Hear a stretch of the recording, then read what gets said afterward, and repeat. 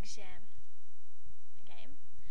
Ahoj, moje jméno je Katka a je mi 13 let a něco o mým těle.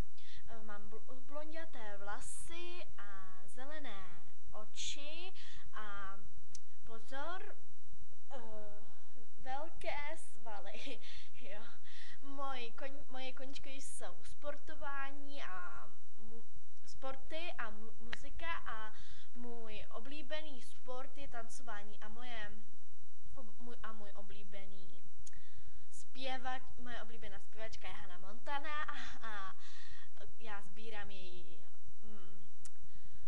časopisy a plakáty a sbírám její CDčka. Můj oblíbený film je Hannah Montana movie a co ještě?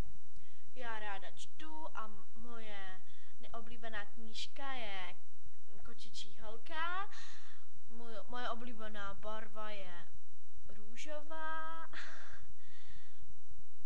Co dál? Já mám ráda moji rodinu a moji zvířata, moji nejlepší kámošku. Její jméno je Terka a ona bydlí v Německu. Je to strašně perfektní holka. Ahoj, Terko.